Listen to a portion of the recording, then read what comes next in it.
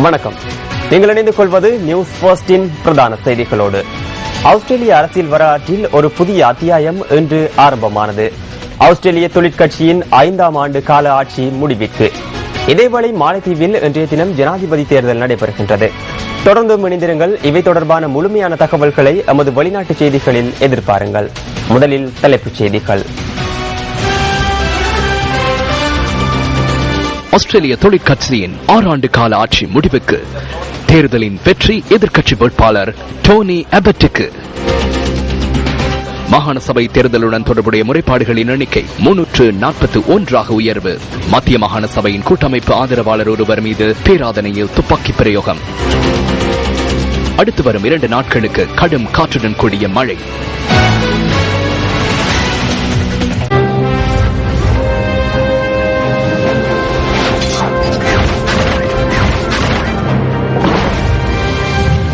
This is News First, Election Headquarters. வடக்கு, மத்திய மற்றும் வடமேல் மாகாண சபை தேர்தலுடன் தொடர்புடைய 341 முறைப்பாடுகள் பதிவாகியுள்ளதாக தேர்தல்கள் செயலகம் தெரிவிக்கின்றது. தேர்தல் சட்டங்களை மீறிய 305 முறைப்பாடுகள் அவற்றுள் அடங்குவதாக செயலகத்தின் முறைப்பாட்டு பிரிவு கூறுகின்றது. பேராதனை ஏதடுப்பு பகுதியில் மத்திய மாகாண சபையில் ஐக்கிய மக்கள் சுதந்திர கூட்டமைப்பு சார்பில் போட்டியிடும் வேட்பாளர் ஒருவரின் ஆதரவாளர் மீது இன்று அதிகாலை துப்பாக்கி பிரயோகம் மேற்கொள்ளப்பட்டுள்ளது. ஹர்ஷன எரந்த என்ற 28 வயதான குறித்த நபர் இன்று அதிகாலை 3 மணியளவில் மாகாண சபை வேட்பாளர் ஜெகத் சந்திரரத்னவின் வீட்டிற்கு சென்று கொண்டிருந்த சந்தர்ப்பத்தில் இந்த துப்பாக்கி பிரயோகத்திற்கு இலக்காகியுள்ளார். காயமடைந்த நிலையில் கண்டி போதனா வைத்தியசாலையில் அவர் அனுமதிக்கப்பட்டுள்ளார். இந்த சம்பவம் தொடர்பில் இதுவரையில் எவரும் கைது செய்யப்படவில்லை. பேராதனை போலீசாரினால் மேலதிக விசாரணைகள் முன்னெடுக்கப்பட்டுள்ளன. இந்த முறை தேர்தலில் சில கட்சிகள் போட்டியிடுகின்றன. யார் இதனை மேற்கொண்டார்கள் என்று எமக்கு தெரியாது. மனித உயிராகும். எந்தவொரு வேட்பாளருக்கும் இவ்வாறானதொரு சம்பவம் நேரக்கூடாது என நான் எதிர்பார்க்கின்றேன். மாத்தலை பல்லேபுல பிரதேச சபை தலைவர் ஜெகத் திசாநாயக்கவின் உத்தியோகபூர்வ வாகனத்திற்கு நேற்று முன்தினம் இரவு இனம் தெரியாத சிலர் தீயிட்டுள்ளனர். 10:30 மணிக்கு பின்னரே இந்த வாகனத்திற்கு தீயிட்டுள்ளனர். 6ஆம் திகதி காலை அமைச்சர் ஜானக பண்டார தென்னகோனின் தலைமையில் பல்லேபுல வர்த்தக நிலையத்திற்கு அடிக்கல் நாட்டும் நிகழ்வில் பங்கேற்பதற்காக காலையில் புறப்பட்டு சென்ற சந்தர்ப்பத்திலேயே தீ வைக்கப்பட்டுள்ளமையை நான் அறிந்து கொண்டேன். 1.5 லட்சத்திற்கும் அதிக நஷ்டம் ஏற்பட்டுள்ளதாக போலீசில் முறைப்பாடு செய்துள்ளோம். அன்றைய தினம் இரவு 11 மணியளவில் சந்தேகத்திற்கிடமான வாகனம் ஒன்று அதிக வேகத்தில் சென்றுள்ளது. இதேபோல தேர்தல் சட்டங்களை மீறிய 97 பேர் கடந்த சில தினங்களுக்குள் கைது செய்யப்பட்டுள்ளதாக போலீசார் கூறினர். தேர்தலுடன் தொடர்புடைய 100 முறைப்பாடுகள் கிடைத்துள்ளதாக போலீசார் தெரிவிக்கின்றனர். தேர்தல் அலங்காரங்கள் தொடர்பான சம்பவம் ஒன்றை முன்வைத்து மகவ தலதாகம சந்தியில் இன்று முற்பகல் அமைதியின்மை ஏற்பட்டது.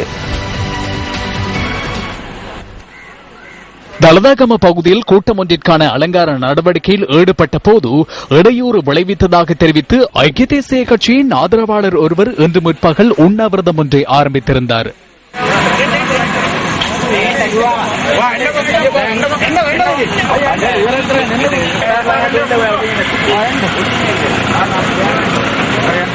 பின்னர் அந்த பகுதிக்கு வடமேல் மாகாண சபைக்காக போட்டியிடும் இரு தரப்பினரும் வேட்பாளர்கள் உள்ளிட்ட சிலர் வருகை தந்தனர்.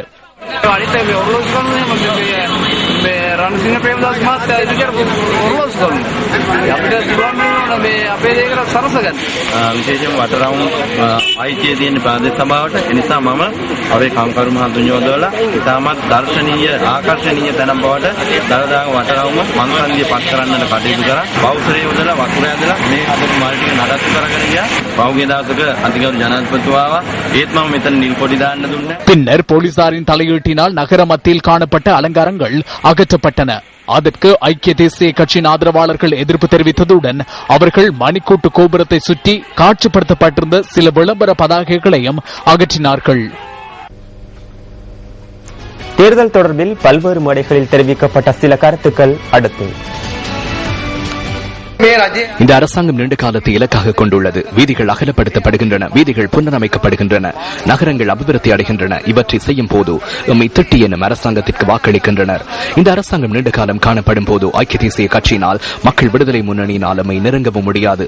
இன்று இவ்வாறானதொரு நிலைமை உருவாகியுள்ளது. வெற்றிலை சின்னத்தில் தேர்தலில் போட்டியிடும் அரசாங்கம் தெற்கில் இன மதபேதங்களை தூண்டிவிட்டு அவர்கள் தெற்கில் பிரபலமடைய முயற்சிக்கின்றனர். வடபகுதி மக்கள் யுத்தத்தின் பின்னர் எதிர்பார்க்கும் சமாதானம் மற்றும் அபிவிருத்தி வடக்கு மற்றும் கிழக்கு மக்களுக்கு அரசாங்கம் வழங்காது.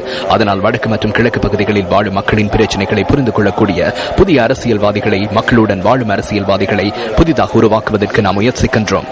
ජනතාවත් එක්ක එකට ජීවත් වෙන දේශපාලනඥයෝ අලුතෙන් නැති කරන්නයි අපි උත්සාහ කරන්නේ. එක්සත් ජනතා නිදහස් සන්ධානය தேர்தலுக்கு வாக்குறுதிகளுடன் வருவதில்லை. வழங்கிய வாக்குறுதிகளை நிறைவேற்றிய பின்னரே தேர்தலில் போட்டியிடுகின்றது. எமது அரசாங்கத்திலிருந்து பிரதிபலன்களை வழங்குகின்றீர்கள் எனின் மக்களுடன் நெருங்கி அவற்றை நிறைவேற்ற வேண்டும் என எமது மக்கள் பிரதிநிதிகள் அறிந்து கொள்ள வேண்டும். தாம் பலமானவர்களை எண்ணினால் அரசியலில் இருக்க முடியாது. இதுவே எமது அரசியல் அனுபவமாகும். ඒක තමයි අපේ දේශපාලන අත්දැකීම.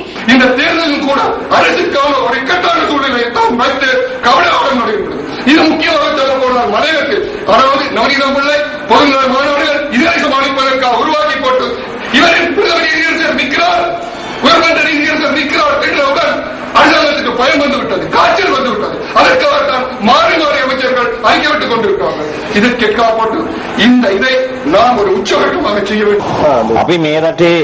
நாம் இந்த நாட்டில் கஷ்டப்படும் மக்களுக்காக முன்னிற்கும் அரசியல் கட்சியாகும். அனைத்து இனத்தவர்களுக்கும் சமமான உரிமையை வழங்க வேண்டும் என்ற நிலைப்பாட்டில் முன்னிற்கும் அரசியல் கட்சியாகும். அதனாலேயே மாகாண சபையை வடக்கில் நிறுவ வேண்டும் என நாம் கூறினோம். தெற்கின் இனவாதிகள் இதற்கு எதிர்ப்பு தெரிவித்தனர். எனினும் ஜனாதிபதி உங்களுக்கு மாகாண சபை வழங்கியுள்ளார். வெளிமக்களின் பிரச்சனைகளை தீர்க்கக்கூடிய சமூகத்தை என்று அமைக்க வேண்டும். இதனை விட தீர்வு ஒன்று இல்லை. அரசாங்கத்தோடு சேர்ந்து போனால்தான் முஸ்லிம்கள குறைபாடுகள், வரப்பிரசாதங்கள் எல்லாம் எடுக்கலாம்னு சொல்லி இந்த அரசாங்கத்தை யாராலையும் அசைக்க முடியாது. கருங்கல்லோட போய் தலையடிக்கால் எங்களோட தலைதான் ஒடியும். அதனால முஸ்லிம்கள தீர்மானம் இந்த முறை கருங்கல்லோடு சேர்ந்து போனால் நாங்கள் தப்பிக்கொள்ளலாம். இல்லாட்டி எங்களை மண்டையை உடைச்சு கொண்டு எங்களுக்கு ஒண்ணுமே இந்த பகுதிக்கு நடக்காம இருக்கும். அதனால முஸ்லிம்கள பிரச்சனைகள், சில பிரச்சனைகள் இருக்கு. அதுக்கு நாங்கள் எல்லாம் அரசாங்கத்தோடு சேர்ந்து தான் அந்த பிரச்சனைக்கு முடிவு காண வேணும். அது இல்லாமல் ஐக்கிய தேசிய கட்சி சில விஷயங்களை மக்கள் மத்தியில வெவ்வேறு மாதிரி அபிப்பிராயத்தை உண்டாக்கி முஸ்லிம்கள வாக்குகளை எடுக்க முயற்சி செய்யறாங்க. விசேஷமா குர்பான் விஷயத்துல. குர்பானுக்கு இந்த முறை குர்பான் விஷயத்துல ஒரு பிரச்சனையும் வராது.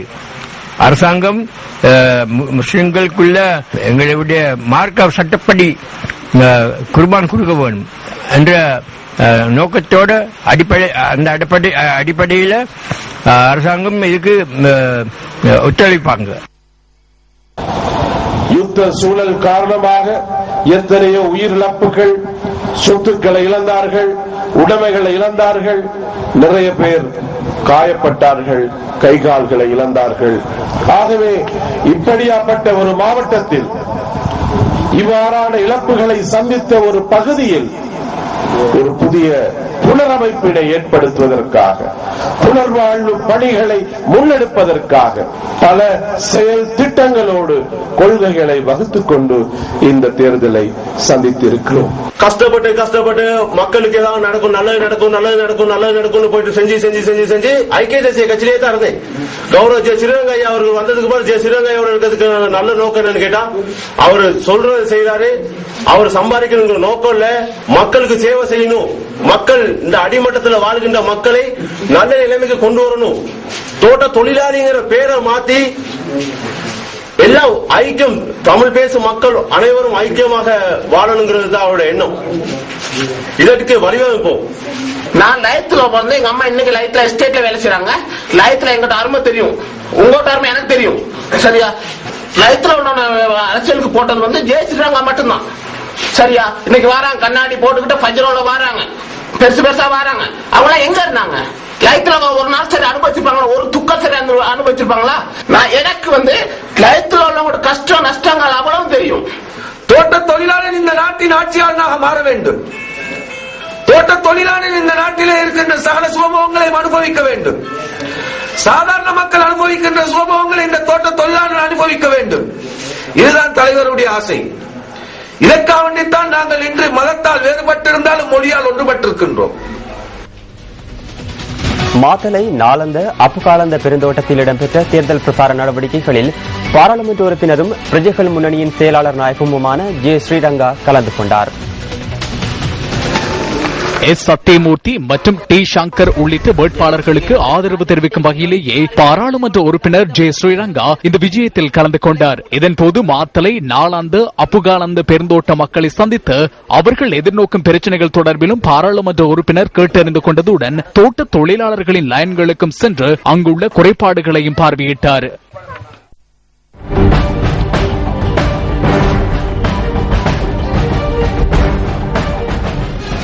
ஜனாதிபதி மஹிந்த ராஜபக்ச இன்று வரலாற்று சிறப்புமிக்க கண்டி தலதா மாளிகைக்கு விஜயம் செய்து வழிபாடுகளில் ஈடுபட்டார். வழிபாடுகளின் பின்னர் ஜனாதிபதி மல்வத்து பீட மகாநாயக்க தேரர் திப்பட்டுவாவே ஸ்ரீ சுமங்கல தேரரை சந்தித்து ஆசி பெற்றார்.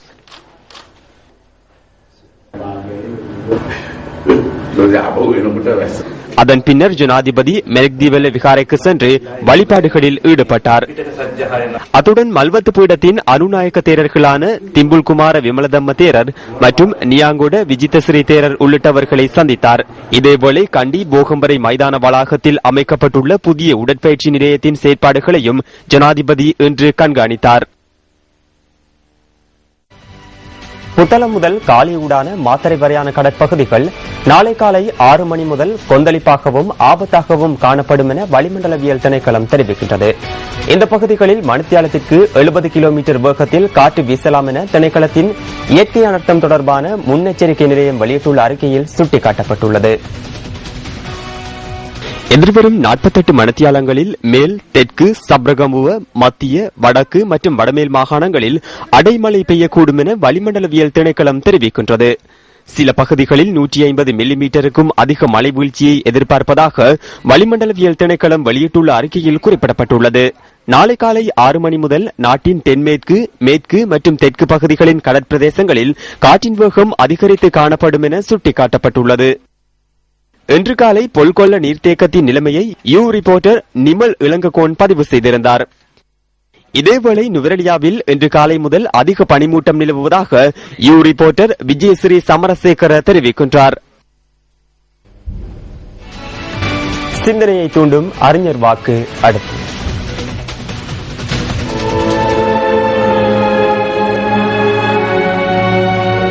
வெற்றியின் ரகசியம் என்று ஒன்றுமில்லை.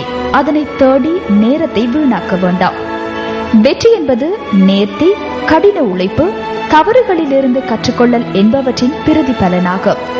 கொலின் பவல், முன்னாள் அமெரிக்க ராஜாங்க செயலாளர்.